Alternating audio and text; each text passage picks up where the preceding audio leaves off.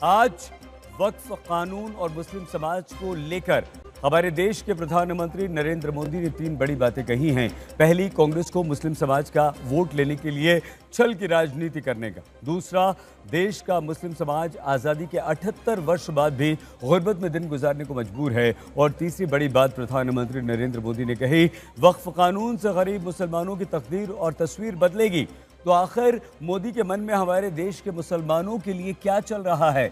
क्या वक्फ से मुस्लिम समाज की तकदीर बदलेगी या फिर वक्फ के नए कानून को लेकर मुस्लिम समाज का जो डर है वो डर बिल्कुल सही है?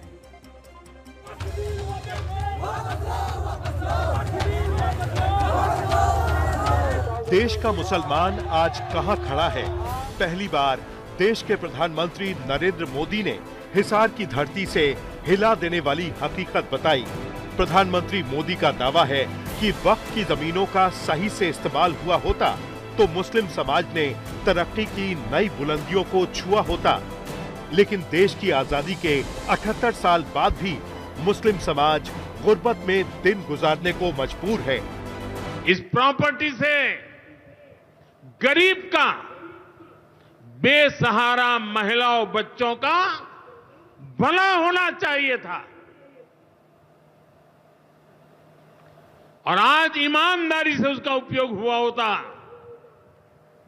तो मेरे मुसलमान नौजवानों को साइकिल के पंक्चर बना करके जिंदगी नहीं गुजारनी पड़ती। अगर आजादी के 78 वर्ष बाद भी देश के मुस्लिम समाज के आर्थिक हालात नहीं बदले तो क्यों नहीं बदले? देश की 15% आबादी के पिछड़ने का कसूरवार कौन है? क्या मुस्लिम समाज वोट बैंक की राजनीति का शिकार हो गया या फिर देश के मुसलमानों को अपने हाल पर छोड़ दिया गया? सवाल यही है कि सभी पार्टियां मुस्लिम समाज का खुद को हमदर्द बताती हैं, तो दावे हकीकत के धरातल पर नजर क्यों नहीं आते? फिर चाहे एनडीए शासन के करीब 16 साल हो या फिर कांग्रेस राज के 5 दशक। कांग्रेस की तुष्टीकरण की इस नीति का बहुत बड़ा नुकसान मुस्लिम समाज को भी हुआ है। कांग्रेस ने सिर्फ कुछ कट्टरपंथियों को ही खुश किया है, बाकी समाज बेहाल रहा, अशिक्षित रहा, गरीब रहा। प्रधानमंत्री मोदी ने एक लाइन में मुस्लिम समाज के पिछड़ने की वजह कांग्रेस का तुष्टीकरण बताया। मोदी दावा करते हैं कि मुस्लिम समाज को लेकर कांग्रेस की कथनी और करनी में फर्क है। मोदी इसी मुद्दे को लेकर कांग्रेस से सवाल पूछ रहे हैं। वोट बैंक के भूखे इन राजनेताओं से कहना चाहता हूं, अगर सच्चे अर्थ से आपके दिल में मुसलमानों के लिए थोड़ी भी हमदर्दी है तो कांग्रेस पार्टी अपने पार्टी के अध्यक्ष मुसलमान को बनाए। क्यों नहीं बनाते भाई? संसद में टिकट देते हैं, 50% मुसलमानों को दो, जीत करके आएंगे तो अपनी बात बताएंगे। क्या देश के मुसलमानों की बात करके वक्फ कानून के खिलाफ भड़के आक्रोश को शांत करने की कोशिश है? क्योंकि पीएम मोदी मुस्लिम समाज के बहाने कांग्रेस पर निशाना साध रहे हैं। लेकिन इस सवाल का जवाब नहीं दिया कि बीजेपी सरकार 11 सालों में मुस्लिम समाज का भरोसा जीतने में नाकाम क्यों रही? क्यों बीजेपी को एंटी मुस्लिम इमेज तोड़ने में आज तक कामयाबी नहीं मिली? कांग्रेस पार्टी की नीति और नीयत पर प्रधानमंत्री नरेंद्र मोदी ने प्रश्न उठाए। राजनीतिक दांव चलते हुए मुसलमान समाज के नेताओं को कांग्रेस पार्टी का अध्यक्ष बनाने की मांग की। किसी एक को अध्यक्ष बना दीजिए, मुसलमान होना चाहिए। मुस्लिम समाज को 50% टिकट देने के बाद प्रधानमंत्री नरेंद्र मोदी ने कही, दावा यही कि मुसलमान समाज के साथ कांग्रेस हमेशा दोहरा चरित्र दिखाती आई है। अगर कांग्रेस मुस्लिम समाज की हमदर्द है, हितैषी है, तो आज़ादी के बाद से कांग्रेस पार्टी का अध्यक्ष कोई मुस्लिम नेता क्यों नहीं हुआ? प्रधानमंत्री नरेंद्र मोदी ने कहा कि अगर हम यहाँ आंकड़ों के हिसाब से उसे देखें तो आज़ादी के बाद से आज तक कांग्रेस के अध्यक्ष की कुर्सी पर किसी मुसलमान नेता की ताजपोशी नहीं हुई है। हाँ, कांग्रेस के अंतिम मुस्लिम अध्यक्ष अब्दुल कलाम आज़ाद रहे, लेकिन वो आज़ादी से पहले की बात हम यहाँ पर कर रहे हैं। 1940 से 1946 तक वो कांग्रेस के अध्यक्ष रहे, मतलब करीब 79 साल पहले कांग्रेस पार्टी की कमान किसी मुसलमान नेता ने संभाली। हालांकि आज़ादी के बाद गांधी परिवार के सभी सदस्य कभी न कभी पार्टी के अध्यक्ष रहे और ये सिलसिला पंडित जवाहरलाल नेहरू से शुरू हुआ, इंदिरा गांधी से होते हुए राजीव गांधी तक पहुंचा। राजीव गांधी के बाद सोनिया गांधी और राहुल गांधी भी कांग्रेस पार्टी के अध्यक्ष रहे। लेकिन सबसे बड़ी बात यहाँ पर यह है कि सबसे लंबे समय तक कांग्रेस अध्यक्ष का रिकॉर्ड सोनिया गांधी के नाम है। फिलहाल कांग्रेस के मौजूदा अध्यक्ष मल्लिकार्जुन खड़गे हैं, जो दलित समाज से आते हैं। अब नए वक्फ कानून और मुसलमानों को लेकर प्रधानमंत्री नरेंद्र मोदी के मन में क्या चल रहा है, आज ये उन्होंने हमारे देश के सामने बता दिया है। वक्फ बिल फ्रीडम ऑफ रिलीजन पर आक्रमण है, कॉन्स्टिट्यूशन पर आक्रमण है। सरकार कम्युनल पोलराइजेशन के लिए रात के 3-4 बजे तक संसद में बहस कराती रही।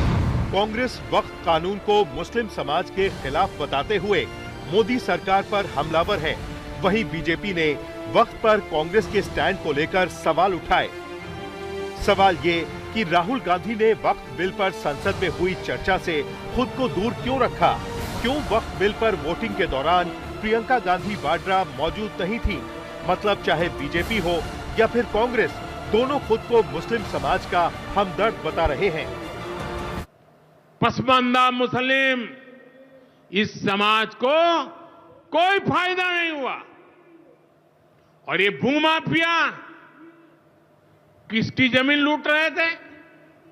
ये दलित की जमीन लूट रहे थे, पिछड़ों की जमीन लूट रहे थे, आदिवासी की जमीन लूट रहे थे, विधवा महिलाओं की संपत्ति लूट रहे थे।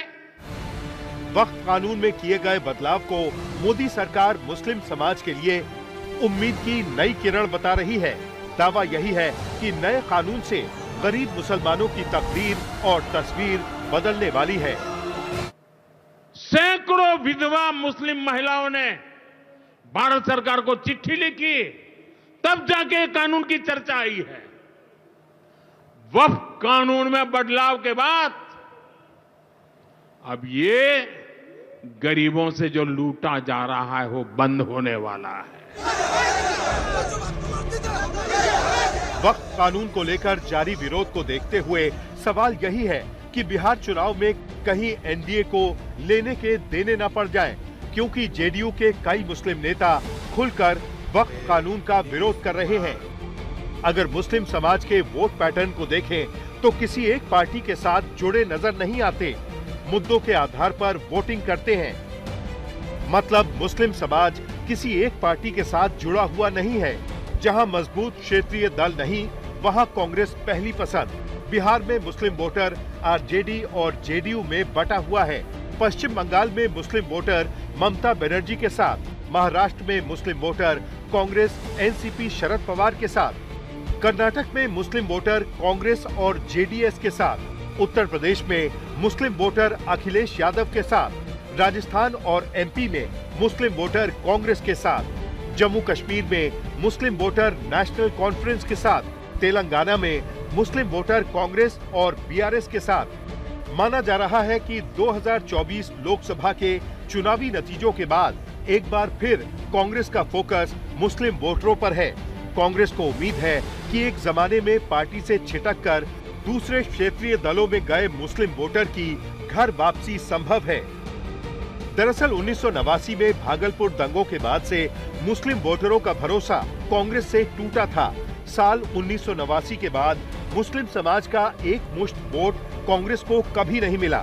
साल 1989 के बाद मुस्लिम वोटरों ने कांग्रेस के बजाय क्षेत्रीय दलों का रुख किया। बिहार में लालू यादव और यूपी में मुलायम सिंह यादव के उत्थान के पीछे यही है। कुछ दिन पहले बीजेपी ने लोकसभा में वक्फ बिल पास किया। वक्फ बिल फ्रीडम ऑफ रिलीजन पर आक्रमण है, कॉन्स्टिट्यूशन पर आक्रमण है। उसके एकदम बाद ऑब्जर्वर न्यूज़पेपर, उनका जो न्यूज़पेपर है, ऑर्गेनाइजर नहीं, ऑर्गेनाइजर में लिखते हैं कि अब जो क्रिश्चियन कम्युनिटी है उनकी जमीन पर हम आक्रमण करने जा रहे हैं। सवाल यही है कि कांग्रेस को मुस्लिम वोटरों की घर वापसी का इंतजार है, तो क्या बीजेपी भी मुस्लिम वोटरों को लुभाने में जुटी है? फिर चाहे ईद से पहले सौगाते मोदी अभियान या फिर वक्फ के जरिए गरीब मुसलमानों के कल्याण का दावा। आज तक ब्यूरो।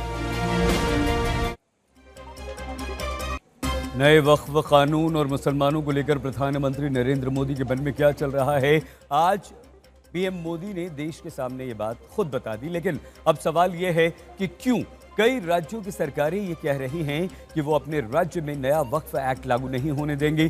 पहले ममता बनर्जी ने कहा वो केंद्र सरकार के वक्फ संशोधन कानून को अपने राज्य यानी कि पश्चिम बंगाल में लागू नहीं होने देंगी। अब झारखंड की जेएमएम सरकार ये कह रही है कि वो अपने स्टेट में वक्फ कानून को लागू नहीं होने देंगे। बिहार में तेजस्वी यादव भी कह चुके हैं कि अगर तेजस्वी यादव आरजेडी की सरकार बनी तो वो भी केंद्र के वक्फ कानून को बिहार में लागू नहीं होने देंगे। तो आखिर ऐसा दावा क्यों? हमारा संविधान क्या कहता है, आइए हम ये समझने का प्रयास करते हैं। हमारे भारत के संविधान में कानून बनाने की शक्ति राज्यों और केंद्र को दी गई है। संविधान के अनुच्छेद 246 के अनुसार राज्य और केंद्र जिन मुद्दों पर कानून बनाएंगे उन्हें 3 हिस्सों या 3 सूची में बांटा गया है। और ये सूचियां कौन सी हैं? देखिए यहाँ पर संघ सूची, राज्य सूची, समवर्ती सूची।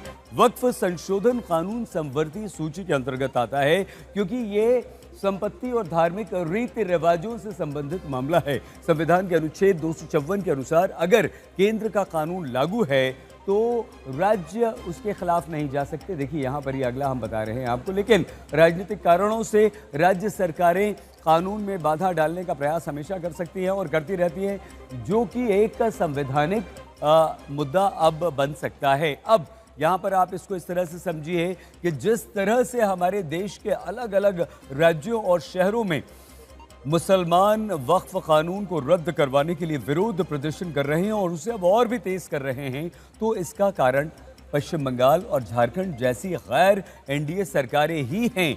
क्यों? क्योंकि नए वक्फ स्टेट और एक्ट के खिलाफ खुलकर अपना एजेंडा ये अन्य राज्यों की बीजेपी विरोधी सरकारें बता रही हैं। आइए हम आपको दिखाते हैं।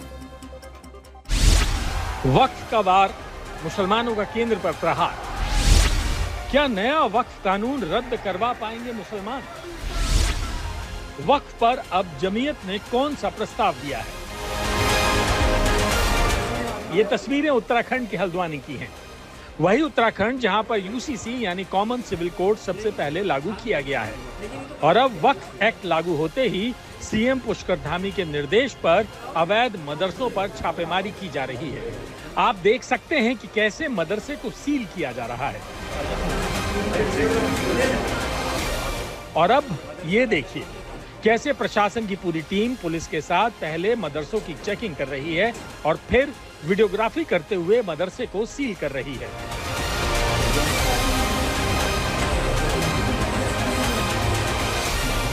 कोई भी अगर मदरसा शैक्षिक संस्थान जो कि बिना अनुमति के चल रहा है उस पर कार्रवाई हो रही है। पूरी टीम है, शासन के जो आदेश हैं उसके क्रम में जो भी बिना मान्यता के हैं उन पर कार्रवाई कर रही है।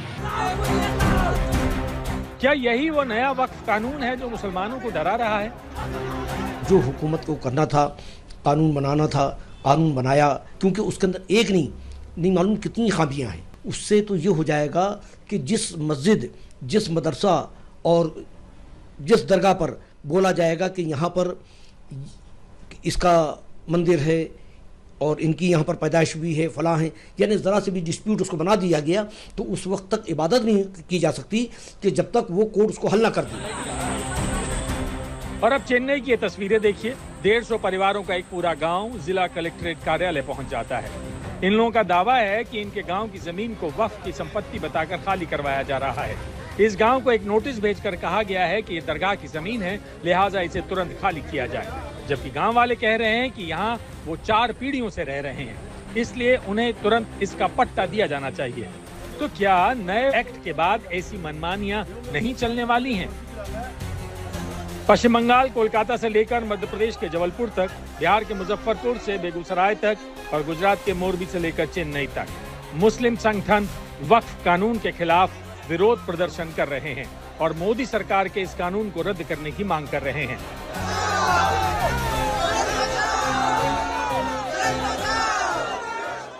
कई लोगों ने सुप्रीम कोर्ट में अर्जी करी है और सुप्रीम कोर्ट ने उनकी अर्जी को ग्राह्य रखा है। उसका मतलब सुप्रीम कोर्ट भी इस कानून पर विचार न करेगी। में हमारे इस्लामी कानून में हमें किसी भी तरह की कोई भी बदलाव बर्दाश्त नहीं।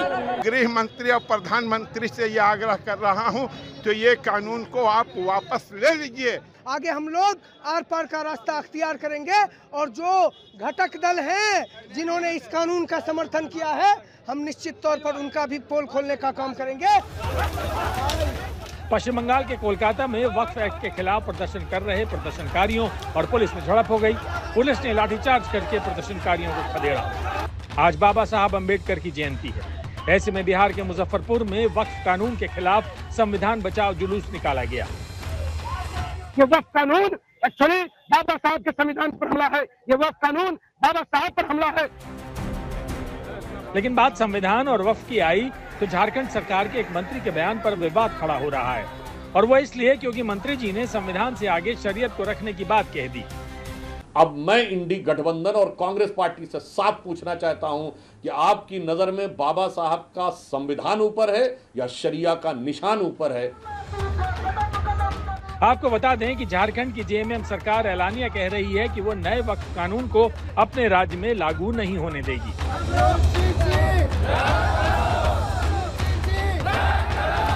पार्लियामेंट में भी हम लोगों ने काफ़ी विरोध किया है। शुरू से जितने भी वहाँ पे प्रोटेस्ट हुए थे मैं उसमें भी थी, क्योंकि इसके बाद फिर ईसाई समुदाय पर आएगा, सिख समुदाय पर आएगा, फिर जो मठ मंदिर मस्जिद तमाम जगहों की प्रॉपर्टी पर निश्चित रूप से हाथ डाला जाएगा। ये उनका नीति वही है कि फूट डालो राज करो। अंग्रेज जो नीति पे चल रहा था भाजपा उसी नीति पे चल रहा है। तो आने वाला दिन बहुत विस्फोटकारी होगा। वक्फ बोर्ड झारखंड में लागू नहीं होगा। हम अपने स्टेट में जो हमारा स्टेट का वक्फ रूल्स है हम उसी को लागू करेंगे। हम यहाँ पर किसी भी तरह का सेंट्रल गवर्नमेंट को हम लोग यहाँ पर इम्प्लीमेंट होने देंगे। जबकि वक्फ कानून को लेकर कांग्रेस सांसद इमरान मसूद का बयान भी सियासी जोर पकड़ रहा है, क्योंकि इमरान मसूद ने हैदराबाद में आयोजित ऑल इंडिया मुस्लिम मिल्ली काउंसिल के कार्यक्रम में कह दिया कि अगर कांग्रेस सत्ता में आई तो नए वक्फ कानून को उखाड़ने में 1 घंटा भी नहीं लगेगा। जिस दिन हम सत्ता में आएंगे 1 घंटे के अंदर इसको उखाड़ कर फेंक देंगे। अभी 2047 तक तो भारतीय जनता पार्टी को उत्तर प्रदेश सहित देश में देश की जनता ने चलाने की जिम्मेदारी दी है। पिछले 10 साल से आपकी सरकार, प्रदेशों में आपकी सरकार, आपने कितने वक्त के भूमाफियाओं को जेल भेजा, कितनों के खिलाफ आपने कार्रवाई की? तस्करी लूट के लंपट छूट पर जो सर्जिकल स्ट्राइक हुई है उससे जो है वो हताशा और निराशा लूट के लाट साहबों में साफ दिखाई पड़ रही है। इन सब के बीच जमीयत ने नए वक्फ कानून को लेकर एक खास मीटिंग में कुछ प्रस्ताव पास किए हैं। इस बैठक में कानूनी मुद्दों को लेकर चर्चा की है और संशोधित वक्फ कानून का मुस्लिम समाज पर असर को लेकर भी माथापच्ची की गई। बैठक में ये बात भी उठी कि नए कानून से दिक्कत क्या आएगी, कैसे केस लड़ा जाएगा। लड़ाई जारी रहेगी, खत्म नहीं, और जो कुर्बानी देनी पड़े पहले भी दी गई है, आजादी से पहले भी कुर्बानियां दी। अगर लड़ना पड़ेगा लड़ेंगे, सब्र करना पड़ेगा सब्र भी करेंगे और कर रहे हैं निहायत सब्र के साथ। पूरी कम्युनिटी न्याय के इंतजार में। अब मदनी के इस बयान को भी पकड़ा जा रहा है, क्योंकि मुर्शिदाबाद सुलग रहा है और मदनी कुर्बानी की बात कर रहे हैं। आज तक ब्यूरो।